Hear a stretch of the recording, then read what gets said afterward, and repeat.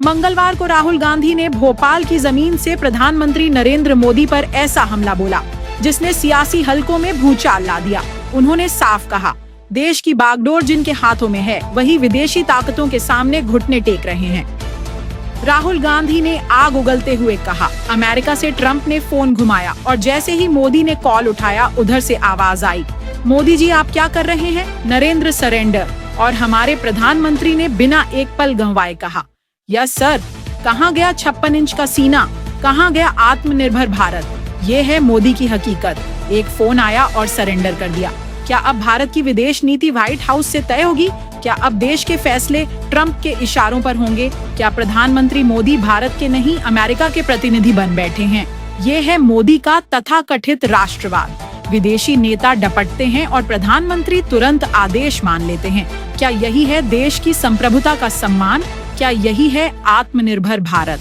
राहुल गांधी इस बयान के माध्यम से सीधे सीधे प्रधानमंत्री नरेंद्र मोदी पर आरोप लगा रहे हैं कि वे अंतर्राष्ट्रीय दबावों, खास तौर पर अमेरिका जैसे शक्तिशाली देशों के सामने झुक जाते हैं। उनका तर्क है कि जब ट्रंप ने कोई निर्देश या दबाव डाला तो मोदी ने बिना विरोध किए उसकी बात मान ली। यह शब्द एक तीखा व्यंग्य है। सरेंडर का मतलब है आत्मसमर्पण करना। यानी राहुल गांधी यह कहना चाह रहे हैं कि मोदी ने राष्ट्रीय हितों की कीमत पर अमेरिकी दबाव में झुककर अपनी रीढ़ विहीन नीति का प्रदर्शन किया।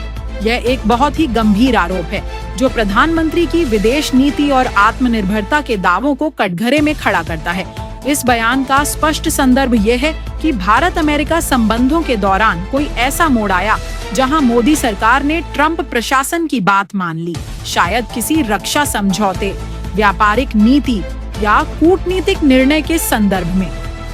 राहुल गांधी आरोप लगा रहे हैं कि मोदी ने भारत की संप्रभुता की रक्षा करने के बजाय अमेरिकी हितों को तवज्जो दी। इस तरह का बयान बहुत ही आक्रामक राजनीतिक हथियार होता है।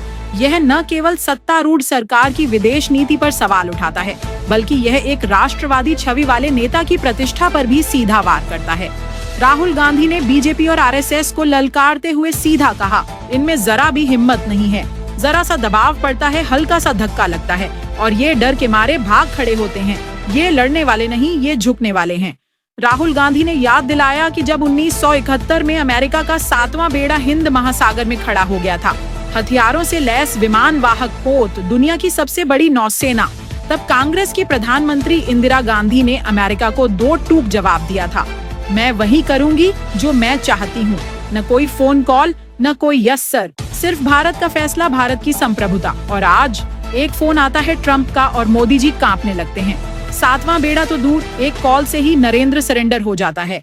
यही है कांग्रेस और बीजेपी का फर्क। एक में लोहा है और दूसरे में सिर्फ दिखावा। यह विरोधाभास एक भावनात्मक हथियार है जो जनता में गर्व बनाम गुलामी की भावना पैदा करता है। अब कांग्रेस ने वार में कोई कसर नहीं छोड़ी। राहुल गांधी के नरेंद्र सरेंडर वाले तीखे प्रहार के बाद कांग्रेस ने अब सोशल मीडिया पर सीधा हमला बोला है। इस बार निशाना साधा गया है अमेरिकी राष्ट्रपति डोनाल्ड ट्रंप की मशहूर लाल टोपी पर, जिस पर आमतौर पर लिखा होता है मेक अमेरिका ग्रेट अगेन। लेकिन कांग्रेस ने उसका रंग बदल डाला, संदेश बदल डाला और उस पर लिखा नरेंद्र सुरेंद्र। क्या संदेश था? साफ था, प्रधानमंत्री मोदी अमेरिकी इशारों पर नाचते हैं। ट्रंप का फोन आया और मोदी जी ने पाकिस्तान से युद्ध विराम पर हामी भर दी। देश की सुरक्षा का मामला था, लेकिन 56 इंच की छाती वाला नेता एक फोन पर झुक गया। यह कोई संप्रभु देश का प्रधानमंत्री है या व्हाइट हाउस का एजेंट? कांग्रेस ने केवल शब्दों के तीर नहीं चलाए, बल्कि एक शक्तिशाली प्रतीक ट्रंप की लाल टोपी को हथियार बना लिया। सोशल मीडिया पर पोस्ट की गई वह तस्वीर प्रतीकात्मक रूप से यह दिखाती है कि नरेंद्र मोदी अब मेक इंडिया ग्रेट नहीं कर रहे, बल्कि अमेरिका के सामने झुककर नरेंद्र सुरेंडर कर रहे हैं।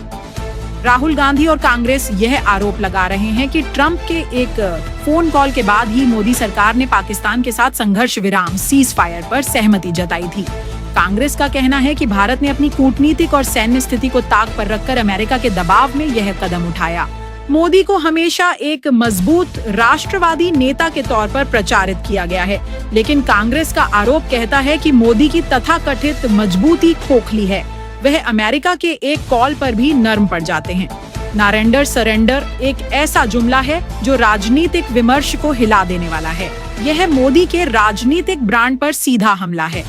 इस पूरे मामले में असल सवाल है, क्या भारत की विदेश नीति इतनी कमजोर हो चुकी है कि एक महाशक्ति का फोन कॉल हमारी सामरिक रणनीति को मोड़ देता है? क्या भारत अब स्वतंत्र निर्णय नहीं ले सकता? नरेंद्र सरेंडर केवल एक तंज नहीं, एक पूरा राजनीतिक नैरेटिव है जिसे कांग्रेस ने मजबूती से गढ़ा है।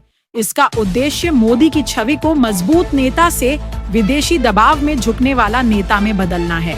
राहुल गांधी के नरेंद्र सरेंडर वाले बयान पर बीजेपी ने आग उगल दी है। पार्टी नेता प्रदीप भंडारी ने सीधा वार करते हुए कहा, राहुल गांधी अब देश की राजनीति नहीं, पाकिस्तान की भाषा बोल रहे हैं। उनके शब्दों में हिंदुस्तान नहीं झलकता, सिर्फ दुश्मन की लाइन दोहराई जाती है, भंडारी ने कहा। प्रधानमंत्री नरेंद्र मोदी के नेतृत्व में भारत ने आतंक के अड्डे को नेस्त नाबूद किया है। सर्जिकल स्ट्राइक से लेकर एयर स्ट्राइक तक पाकिस्तान की छाती पर चढ़कर हमला किया गया है। बालाकोट गूंजता है, आतंकवादी कांपते हैं और कांग्रेस के नेता इस पर सवाल उठाते हैं। सलमान खुर्शीद से लेकर शशि थरूर तक हर नेता उस नैरेटिव को हवा दे रहा है जो पाकिस्तान चाहता है। क्या राहुल गांधी वही कर रहे हैं जो ISI चाहती है? भंडारी ने कहा। देश की जनता अब सब जानती है, राहुल गांधी असभ्य हैं, जिम्मेदार नहीं, और अब तो लोग उन्हें पाकिस्तान का एजेंट कहने लगे हैं। सलमान खुर्शीद, शशि थरूर जैसे नेताओं को घसीटकर बीजेपी यह संदेश दे रही है कि राहुल अकेले नहीं, पूरी कांग्रेस पार्टी भारत विरोधी विमर्श चला रही है। यह कांग्रेस को एक पूरी तरह से अविश्वसनीय और राष्ट्र विरोधी पार्टी के रूप में स्थापित करने की रणनीति है। बीजेपी का यह आक्रामक जवाब एक राजनीतिक लड़ाई नहीं, बल्कि एक राष्ट्रवाद बनाम राष्ट्रद्रोह की छवि पेश करता है। पार्टी यह दर्शाना चाहती है कि राहुल गांधी का बयान केवल गलत नहीं, खतरनाक है, और उनका रवैया उन्हें राजनीतिक विरोधी से अधिक एक राष्ट्रीय खतरा की तरह पेश करता है।